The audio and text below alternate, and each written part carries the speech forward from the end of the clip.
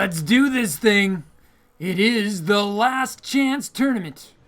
And it looks like that probe is going to start things off right away. It's headed for the Zerg base. And with that in mind, maybe I better tell you something about our Zerg player. He is a cornerstone event in Norse mythology. He is death and rebirth. He is Ragnarok! Current world rank 27. Alright, low ground pylon for Protoss with the potential hatch block for the Zerg coming up. Protoss has his 150 minerals and his gateway goes down. Ragnarok's drone is indeed blocked. Plan A is a no-go. Plan B is to swing it on over to the third. A successful hatch block increases the percentage chance of an adept attack by at least 7%. It just makes it a smidgen harder to defend, possibly 2 smidgens. 2 smidgenes, I'm not sure what the plural of a smidgen is. Regardless, you can be assured Ragnarok is used to it. He's gonna grab his gas and get his pool down just the same. The probe will confirm that timing, and then sneak in a little patch denial on the side. Somebody's clearly got some APM to burn. But I do believe it is time for a little particle physics. It's time to warp in that nexus. They say you can't directly see a black hole, but you can on this channel. And we need to introduce our Protoss player. I know I've said it before, but with a graphic this cool, it bears repeating. You're not fully clean unless you're Zest fully clean. Zest fully clean. Current world rank 13. Alright, spawning pool's about to complete. We'll be able to get some confirmation on what the Zerg might be up to. Pretty small sample size, but technically Ragnarok is undefeated on this channel. Here comes our Mauve Geyser. The number of spikes on the completed hatchery tell you exactly how many Zerglings the Zerg player is going to make.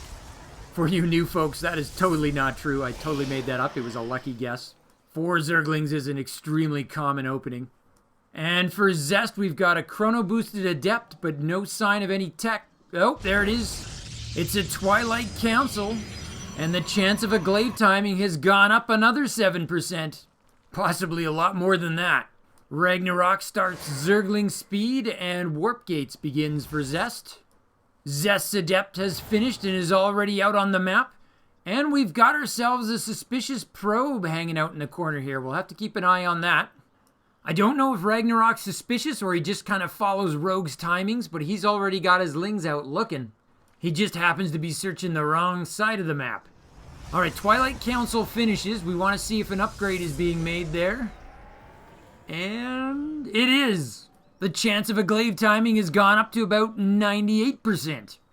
Oh. Zest is doing it. It's the Jagannatha Overlord Pillar thing. The Adept is giving sight to the Stalker to see and kill the Overlord. That is a feature unique to this map. This is the first time I'm finally able to show this to you guys. That is a very cool way to get our first blood in. It also supply blocks Ragnarok for a fraction of a second. Oh, it's going to be a proxied warp gate, except that it's going to be found right away. Ragnarok with the map hack, he could not have timed that better. Zest wants that fast warp field for his Adepts, but Ragnarok is not about to let him have it. He might get to keep his pylon if these Adepts have anything to say about it. Will the rescue be in time? That pylon shields are gone, and it is done. So now Zest doesn't have a staging pylon, and he doesn't have a warp prism either. If he wants a glaive rush, he's going to have to march them over, and it'll be a delayed timing. Zest decides to mix things up a bit. He throws in a Stargate. He's not canceling his glaives, though. Quick pause for an opening warp gate ceremony. Oh, it's actually going to be double Stargate for Zest. I think he transitioned because he got caught. No, I'm wrong. He is sending out the Adepts. Only 5, though. It's kind of like a half glaive rush. Maybe it's mind games. He's gotten Ragnarok to go ahead with a Roach Warren. That's exactly what he wants to defend a glaive timing. But roaches are not necessarily the best against Void Rays or pretty much anything that comes out of those Stargates. I mean, look at that. The Queens are almost on even number with the Adepts there. They are forced to pull back. Ragnarok has not walled off. Maybe he sniffed this out because I thought that was mandatory in the current meta. Double Phoenix. I'm pretty sure Zest is changing his game plan on the fly. But I guess we gotta leave room for the possibility that he had planned this all along. A fake shade that fooled exactly nobody except for one of those Zerglings named Ted. Sorry, Ted, I didn't mean to pick on you. But you just can't bite on every shade fake you see. Oh, Ragnarok doesn't even feel he needs to use his lings to defend here. Oh, he hunted down the shade. The Adepts are pinned and they were off cooldown. 7 seconds is a long time to wait when you're having your entrails ripped out. Exactly one Adept lives long enough to teleport out of there. Oh, 6 hit points. Just one claw swipe and a dirty look away from death. Zest pulls the trigger when he hits 4 Phoenix. He's also making a robo. Ragnarok has started his lair. There's a lot of queens out there and even a few spores. This is gonna be tough for Zest. But not only did his Adepts do no damage, he lost them all. He's got a lot invested in offense and nothing to show for it. They're going for the main. Oh, that's a good start. A pair of drone kills make it 4. The queens are positioned to defend and they get a Phoenix in exchange. Ragnarok then just makes 6 more drones for a net gain of 2. It's been a rough day at the office for Zest so far. He does find himself a vulnerable overlord. If he can get some kind of supply blocking strategy, there's a good start. Ragnarok is supply blocked. And if he can get this queen, he'll be even better off. The cavalry feels a little late to me. Oh, transfuses in the air. Take that, Red Cross. Transfuses at 500 feet. And Ragnarok with the counterattack. He's got his roaches through the front door. Zest does have stalkers for the cleanup. And he's recalled his Phoenix to reinforce. That was a decisive save right there. Zest is down 17 workers though. Oh, stalkers synergize so nicely with Phoenix. I do love the graphics with the graviton beam, but you can barely see the roach inside. I find it's usually catching Terran units that gives you great visual. So Zest is going to clean this up here, but I think another one of the casualties is he's going to be low on lift energy. Zest disagrees with me. He's going to counter anyway. He may have no choice. He knows he's behind. Sitting back and waiting for the next attack to come is not likely to work well when your opponent is of the caliber of Ragnarok. But Ragnarok has made a Hydra Den and he's researching groove spines. That's going to make life really hard for Phoenix. I kind of like Zest's thinking here. If my opponent's going Hydras, I'll switch back to Adepts. In theory, Adepts are pretty good against Hydras because they do that bonus damage against light, which Hydras are. But as low as Hydras are in hit points, they still have more than Zerglings and drones. They can take a glaive to the head and punch you back. Oh, is this shade real? No, it faked me out. Zest is going to need to kite like his life depends on it because it does. Zest is going to add a Baneling nest. Banelings also do extra damage against light types, which Adepts are. But I think that's just a convenient bonus. I don't think that's why he's building it. I think Ragnarok wants to blow up Zest's wall.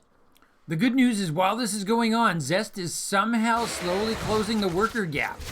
It sure doesn't feel like it to me, but by the numbers, Zest is getting stronger. Well, maybe not anymore. Ragnarok's adding Hydra speed. Zest is adding sentries. Maybe he's hoping some perfectly timed force fields can help him out. Oh, he puts him in the warp prism. He might be looking to force field the ramp. If Zest can shade the bulk of his army up into the main, and then he locks Ragnarok out, he could do this. Okay, he's in. He's got to slam the door. Where's the door slam? Ragnarok sees the danger. He's move commanding up the ramp. No, the Hydra's got stuck. There's the force field. Did Ragnarok get enough inside? Zest lists the Zerg units that did make it in. I'm not sure Zest has anything left but sentries. That was a great plan. It was just a little bit too late. And once those sentries stop force fielding the ramp, they are pretty doomed. Oh, Ragnarok reinforces with lings from his main. And Zest GG's.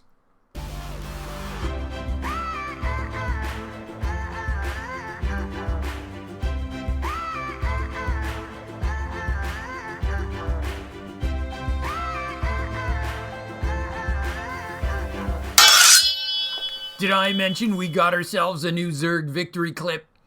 I defy you to watch that and not go to a happy place. The sheer joy on that Overlord always does it for me. Anyways, you have no idea how hard it was to find a song with a beat to match the clapping Hydralisk. You should be impressed for that reason alone. Let alone that now that this is finally in 4K, you can see that the Hydra hyperextends his jaw. I also discovered that the Ultralisk's teeth actually move side to side, left to right, in an interposed fashion for some crazy razor-cutting action. That's some wild xenozoology type stuff, man. Stick around and we'll eventually have new Protoss and Terran victory clips too. I mean, they gotta win eventually, right? First off, I gotta show you the Overlord perching point thing. I'm worried it went over the head of new folks, and this is serious stuff to geek out on. The backdrop is this. The heart of Zerg's strategy is to figure out what your opponent is doing and counter it. Zerg's supposed to be built with the tools to do that, but to do that, Zerg has to get the scout.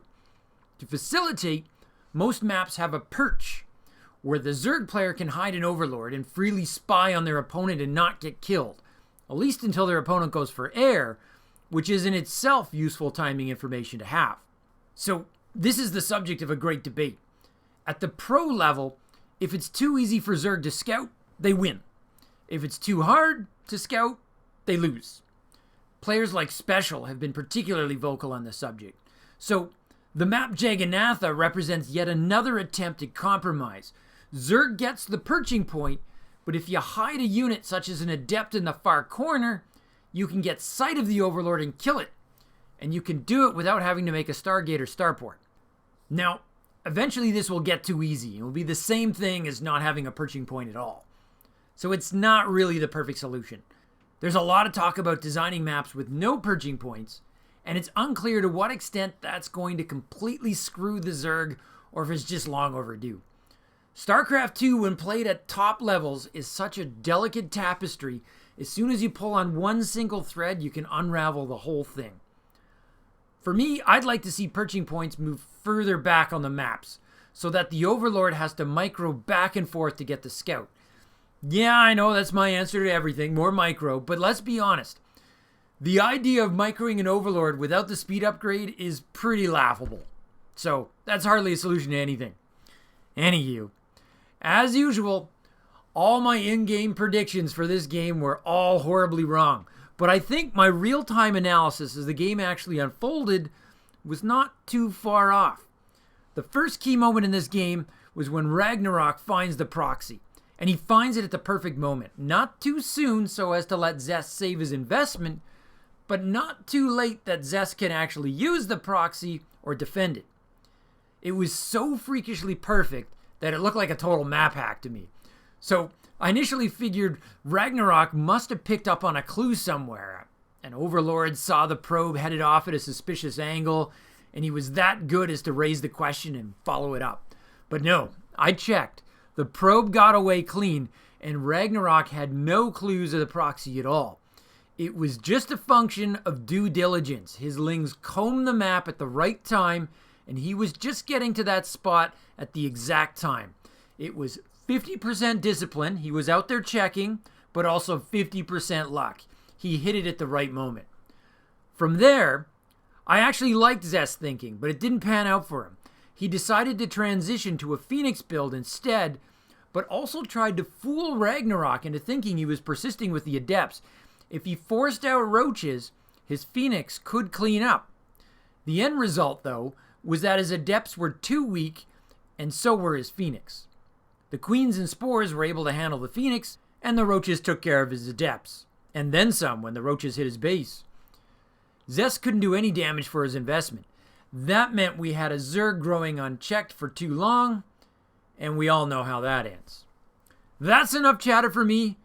Go win yourself a Nobel Peace Prize, or maybe just scroll back and watch a Zergling breakdance one more time. I know I will. From my base to yours, Zugzwang out. To continue your StarCraft journey, Nova advises you to click the video in the upper rectangle. But Kerrigan warns you to watch your 6 and click the video in the bottom rectangle. Or you can stimpack your StarCraft experience. Subscribe to Zugzwang StarCraft. Just hit the circle. From my base to yours, Zugzwang out.